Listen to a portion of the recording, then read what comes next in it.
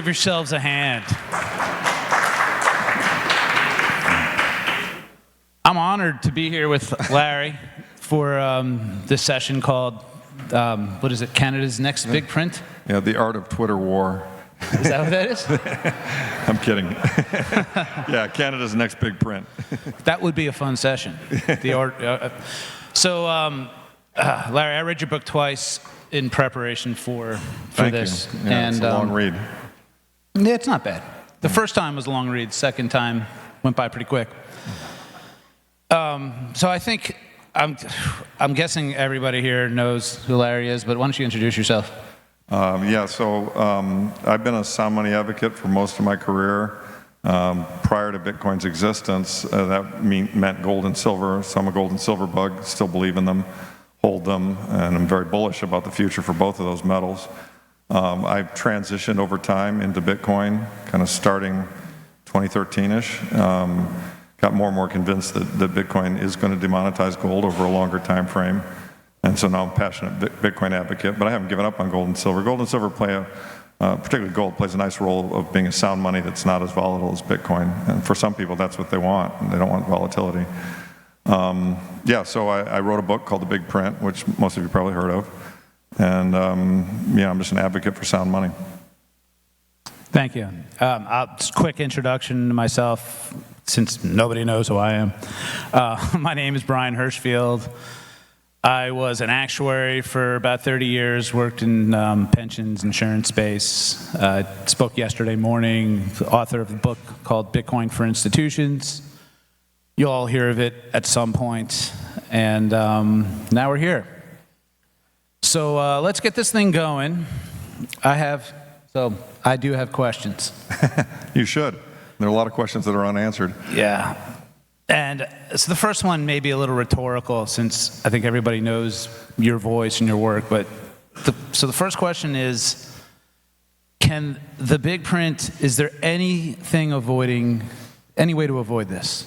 So I define the big print as the government has to continue to grow M2, or else the highly leveraged economy, credit-fueled economy that we live in will collapse, similar to what happened in the Great Depression, which is the last real deflationary period we experienced in this country. And I think the answer is yes, the big print has to come. I mean, let's define big print. I mean, there's various paces. It can, at the extreme, there's hyperinflation.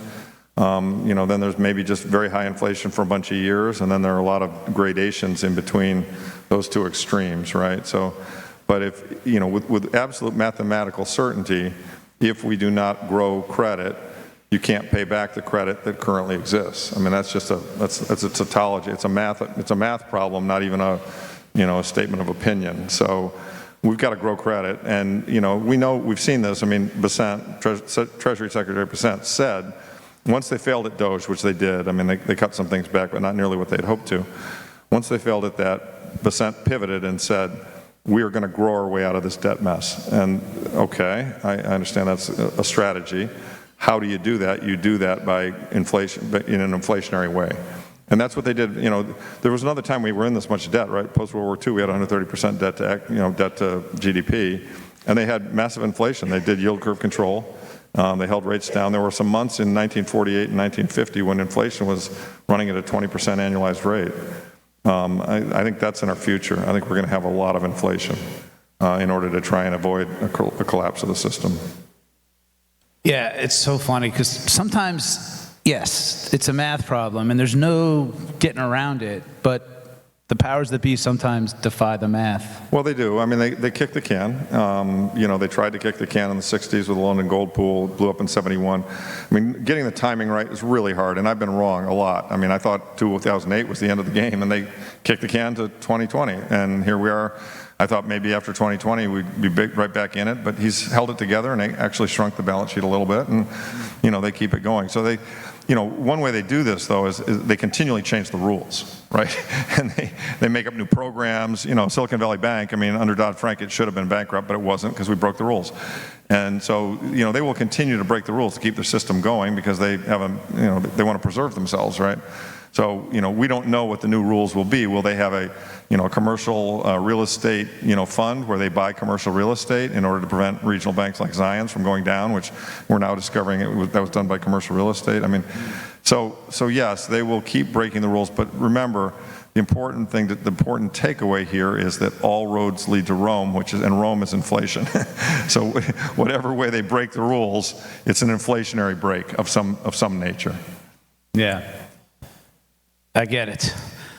All right, so I don't want to spoil the book too much. Go ahead.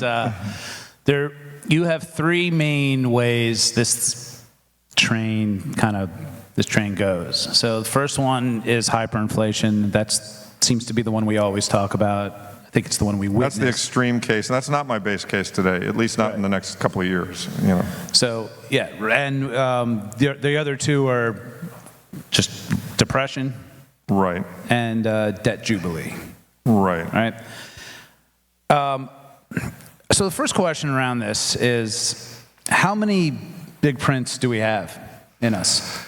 That's a great question, and I don't know because nobody can know, but I think we're getting very close to the end of this drama of fiat money because the prints are getting closer together and they're getting larger in size, so it's like childbirth. Contractions are coming more often, they're more painful. And so I think we're going to have another one. Maybe one or two. I mean, I see, they can't do, some say, well, they could do what Paul Volcker did, where he saved the system in the 70s by putting rates up to 20%, almost bankrupted my father. We can't do that. Debt was 35% of GDP back then, it's now 120. So if we do that, everybody goes bankrupt. So, we have to lean toward the printing side, but there will be, just like in other hyperinflations or high inflationary periods, it will wax and wane. There will be times when things will look better and maybe they've got it all under control. I mean, as an example, if they were to cut interest rates severely, they could take the federal budget deficit related to interest down. I mean, interest is about 1.2 trillion run rate right now. They cut rates a lot, that would get smaller, the deficit would start to shrink. And the deficit is really what drives the printing, right? It's the debt doom loop, and so everybody knows that. And so because that's the case, there will be times where it will look like, oh, maybe they are going to fix it. And, at that point in time, gold and Bitcoin won't be doing as well. I mean, certainly Powell created one of those. When he jacked rates in 22, he started raising rates very aggressively. Yeah, okay, he was wrong about, transitory, but he saw the 9% inflation. He jacked rates. Money supply actually shrank, right? And that brought inflation from the 9 down to stated 2.9. Of course, we know all the numbers are wrong and they're lying, but for whatever, they're directionally kind of correct. And so there will be this fight back and forth as it waxes and wanes, but in every particular case, the swings get wider and the amounts get larger and the problem gets larger. I mean, in the book, there's a great chart that shows it. I mean, it took us, 180 years of U.S. existence to get to like 11 trillion in debt, and then we added like 7 years. I mean, it's nuts. I mean, when you start compounding things at very high rates, they get really big really quickly. So I guess my outside case, just to give you some timing on it all, and I've talked about this in some pods, is that I think the currency kind of severely fails, and I don't know if that's hyperinflation or extremely high rates of inflation in the early 2030 period. So I think it's 2025. I think we're about 5 years away from that happening. And if I had to model out how it might happen, I would think that what's going to happen is they're going to be forced into yield curve control, they're going to be forced into additional QE, they're going to create other liquidity, quote unquote, programs, commercial real estate, I mean, whatever, they're going to print. And they're going to cut rates a lot, we know that. I mean, Powell's out in May. Moran, who's a Bitcoiner, wants to take rates down by a couple hundred basis points. That will lead to a refi, explosion. That'll lead to an M2 explosion. That'll lead to seriously high inflation. So I think we're going to have a lot of inflation in the next 3 years. I think there's a possibility that then, sadly, at the end of that, the country thinks, oh, the blue team has got a better solution, like they're voting for this Mondami idiot in New York. And sadly, the red team wins and the red team loses and the blue team wins. Well, blue team is, that's Stephanie Kelton, magic money theory, modern monetary theory. That's Andrew Yang, UBI. That's forgiving student loans. I mean, and that's going to make it worse. And and they're going to do stimmies. I mean, they've already test run stimmies in the pandemic. So, and then we're going to really get into high inflation, kind of like South American type of inflation. And people are going to be screaming at that point in time. The pain is going to be enormous. So that's kind of how I see it. And And then I think what that leads to, I mean, my ultimate conclusion, I just said this in a few other pods, is I think that we can look forward to, in 2032, we're going to have President Saylor. So the country is going to be an enormous fucking mess. And Michael Saylor is going to step up and say, I've got the receipts, I'm a fucking MIT engineer, I understand how this works, I know how we're going to fix it. I'm the richest man in the world anyway, I'm not doing it for the money, I'm going to let all my keys get burnt when I die.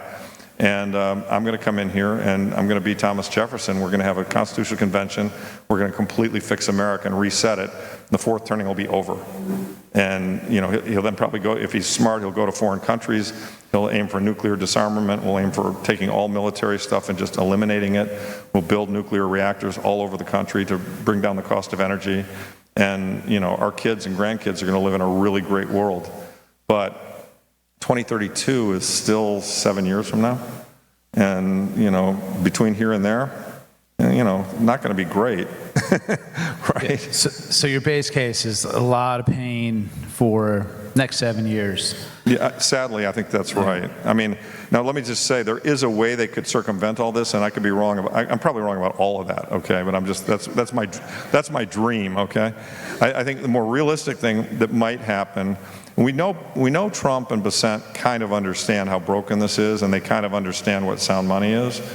And so I think and the executive branch has proven that they can reset the monetary system. I mean, Lincoln did it, FDR did it, Nixon did it.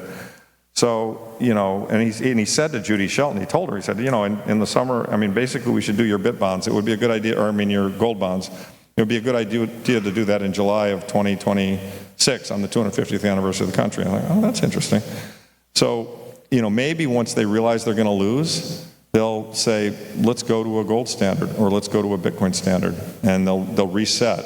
I mean, the book has a chapter where I talk about the speech that the president should give. I mean, we're running on the wrong system. We're running on a Keynesian system when we've got a deflationary world. It just doesn't work.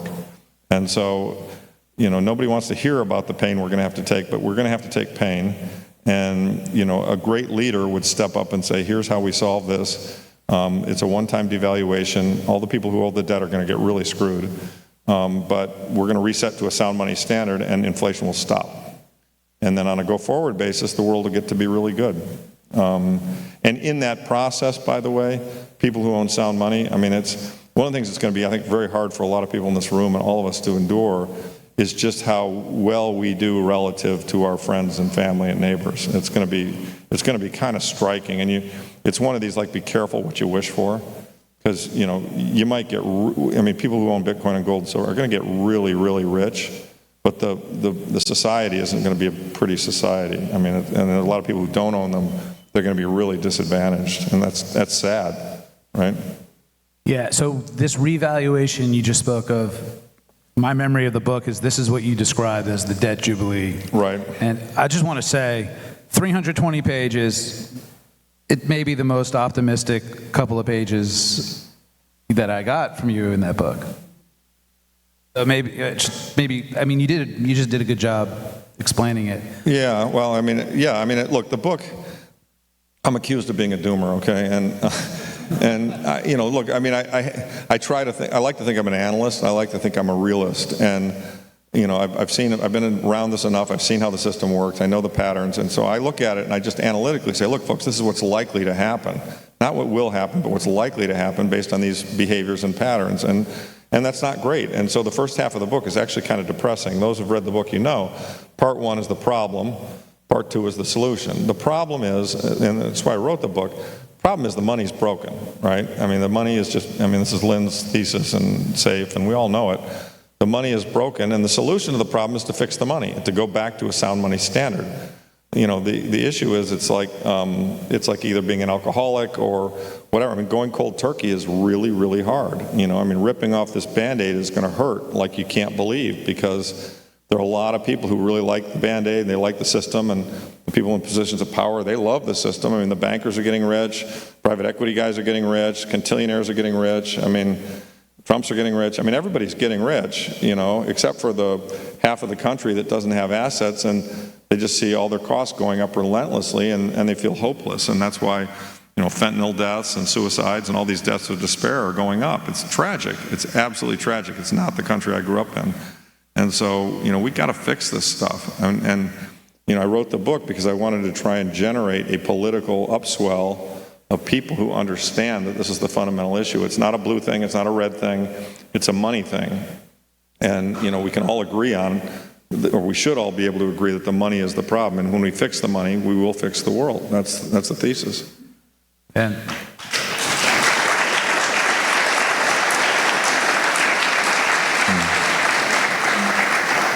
that was beautiful.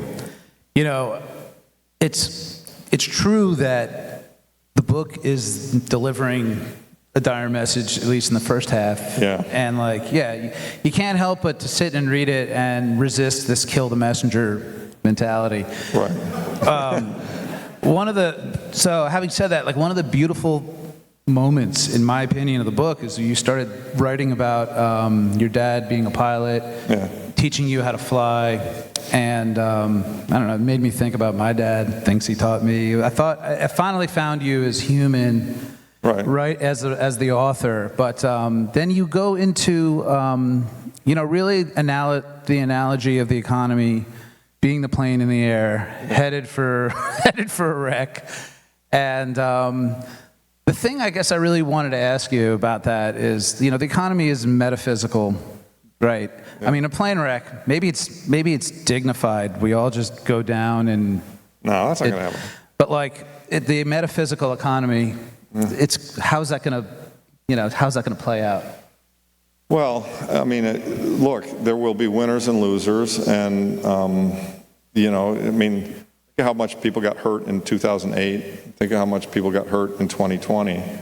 I think the same kind of pain could be meted out. And, the hope is that we all respond to it in a constructive way, which is to address what the real problem was and to set up a system that fixes the real problem, not electing a dictator or, going in a very dark and downward path. And, because there are countries, and I will say this, I've studied most of the hyperinflations that have occurred in the 20th century and 19th century, and some of them led to very bad outcomes, the French Revolution, people's heads getting chopped off, the Russia, communist takeover, et cetera, based on hyperinflation.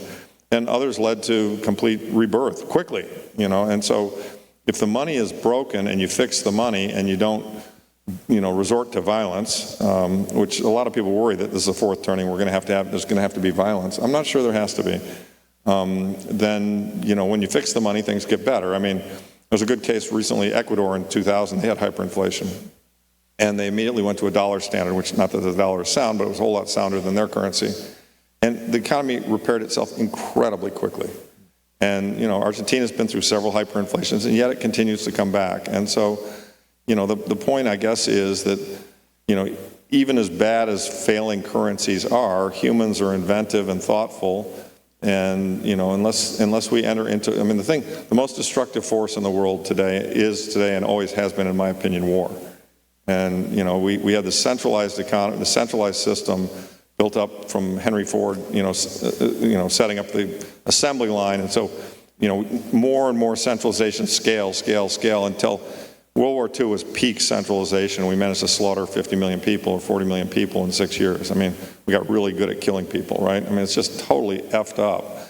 And thank God, that Shockley and these guys invented the microprocessor, which started what I consider to be the trend towards decentralization, which is really gaining speed.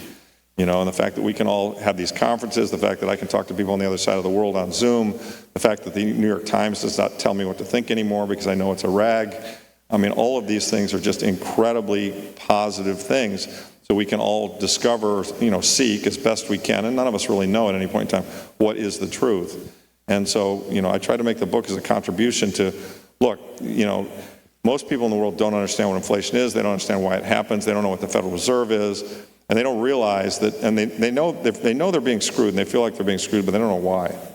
And so the first part of the book tried to show them why. It's a very conscious plan on the part of the rich and the powerful to screw the average person. And so, but, there are more of us than there are of them. And so, if we band together, Bitcoiners, others, and push back, we can take away their power. I mean, there's nothing I would like more than for fiat to be completely worthless and, for all these quintillionaires and billionaires to be broke. I mean, that would really be great. It's entirely possible. I mean, you gotta dare to dream. I mean, it's actually entirely possible. I mean, things happen really, really quickly. That's the other point I would make. Look at Silicon Valley Bank. One day it's a good bank. Next day they sell some bonds. They're below par. An analyst comes out, does the math, says, hey, this thing's in trouble. A week later, $42 billion, almost half of the deposits of the bank, go out in one day, okay? I mean, this is not, your George Bailey, It's a Wonderful Life bank run. I mean, this is a digital bank run where, the whole world is connected. We all see the same images. We all watch the same things on computers and so forth. Once this thing starts happening, and to be honest with you, actually, it feels like it's kind of happening now with the price of gold, it could kind of accelerate and happen really, really quickly. And, Gresham's law says that once people, and the rules of hyperinflation basically say that once everyone knows that the policy is and will continue to be to print more money and that they can never stop, then complete faith and confidence in the currency is lost and it trends to its natural value, which is worthlessness. And we're not there yet, but we're starting up that slope. I mean, we really are. I mean, the price of gold, I love Luke Roman, he put it out, he said, seems like the price of gold goes up in every day that ends in Y. And, and he's right. I mean, it's been relentless. And it's got to have Jerome Powell just shitting his pants. I mean, he's got to be sitting there thinking, oh, fuck, get me out of here fast before I get blamed for failing, the failure of our currency. Because, it's at 4,200, 300 now. I mean, if it's at 5,000 a month, and I mean, hell, it could be at 7 or 8, something is up, right? I mean, and what I think is up is that a large group of people throughout the world have all woken up to the monetary debasement trade, and there's just, there's $900 trillion of fiat of total assets out there, including real estate. There's 30 trillion of gold and there's 2 trillion of Bitcoin. And when all of that other 900, when the 900 that's not gold or Bitcoin comes up to the census and says, I'm not going to get paid back in real terms, they're going to want to crowd into our shit. And I mean, it's going to be unbelievable. I mean, I think it's going to really it's going to blow people's minds what's going to happen, in my opinion. So.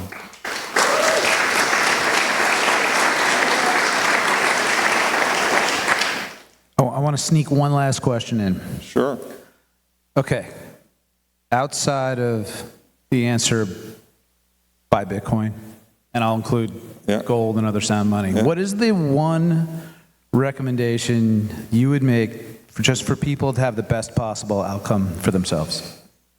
Well, yeah, so I think probably the first thing to do, I think everyone should focus on their health because it's going to be a very stressful period. You want to be in shape, I've been dry for 35 years. I highly recommend that. I work out a lot. I highly recommend that. So if you're not healthy, you can't help those around you. Then I think obviously storing your savings in things that can't be printed. Bitcoin's best, gold and silver are second best, real estate's third. Stocks are fourth, in my opinion. And then I think that, what we're all called upon to do, to the degree that, it's one of the hard things is living in a situation like this where everything's all screwed up. And you didn't screw it up. It's not like you were Nixon. You didn't take us off the gold standard. It's like you're just here because of the shit all these other people did, is to not forget the times in history when small minorities made a big difference. Right? I mean, like, let's go back and look at the American Revolution, right? I mean, if you actually study the American Revolution, we should have gotten our ass kicked. I mean, the British were so much more powerful. I mean, we were just a bunch of ragtag farmers hanging around, but they did some shit that really pissed us off. And we're like, no, you can't do that. And, maybe it started as 5 or 10% of the country was like, this is intolerable. I'm not paying 3% tax on tea, which is just so laughable today, given what we pay in taxes, right? And like, fuck that shit. We're going to throw this tea in the harbor, and then, by the way, you guys can't slaughter guys at, the old meeting house in Boston, we're pissed off about that. And so slowly but surely it built. And there was still a loyalist contingent. And frankly, there was a big part of the country that didn't even know what was going on. If you lived in Pennsylvania or Western Mass or, on the frontier in the Appalachians, you almost didn't give a shit. It's like, British, American, I don't care. I'm just trying to stay alive. But some small group of people got together and said, fuck this shit. We're going to make it better. we're not going to tolerate what the British are doing to us. And yeah, it was a hard struggle, and it took a bunch of years, but they solved it, right? And that's kind of what we are in today's world. It's a different set of problems, different circumstances. It's money, not, Britain, but it's the same story. And everybody in this room is kind of basically in their own mind, I think, come to the conclusion and like, fuck this shit. I'm not putting up with it anymore. I'm going to figure out some way to express my vote, that this is wrong and that we should be doing what's right. And then I guess what I would say is that back then, there were pamphleteers like Thomas Paine who wrote Common Sense. I want my book to become Common Sense for our age. That's a big dream. I know it may not happen, but we got to spread the word. That's all we can do. Every single vote counts. Every person that knows the story, knows the score, buys Bitcoin, tells the bankers to go fuck themselves. Every single one of them counts. And so, as Michael says, we should, as much as we can, kindly and gently, except for the guys who call us frauds, and we can attack them.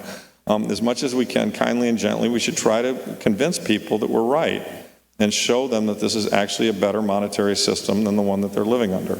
I think that's really kind of what we all got to do. And everybody who takes the time to come to a conference like this already gets it and is already partially in the fight. You probably already started to orange pill people and we just got to keep doing it. And the beautiful thing, Marty Bent's a really good friend of mine. I like him a lot, and he came up with so many great lines. The fix the money, fix the world that I use, I think he said that first, and we both joked about how it actually came out of a show called Heroes, where it was, remember, save the cheerleaders, save the world. It was the same idea. And Marty Bent says, we are going to win. And that's the message I would have for everybody in this room. We are going to win. There's absolutely no doubt we are going to win. And I go to bed every night feeling great about that. And it's just so empowering. It's so cool. It's so fun to watch. And arguably, if we'd already won, it wouldn't be any fun. We wouldn't have anything to get together and kvetch about. So, it's like we might as well just enjoy the fight as it goes along. And when, Alistair McLeod calls us a shyster, we can tell him to go fuck himself, which I did. So... that's, it is what it is. So, I guess my point is don't take it too seriously and have fun with it. Have fun with it. We're winning. It's, the number's going to go up forever. And, I thought one of the greatest lines in Bitcoin that I've remembered all my time in Bitcoin is when Saylor was on Laura Loomer's thing, he said, "It's just going up forever, Laura." I love that line. It's so perfect. I need a mic drop counter for how many mic drop moments you had there. That was really great. Guys, give it up for Larry. Yeah. Thank you. Thanks, Ben. Good to see you, man. I hope that's what you wanted.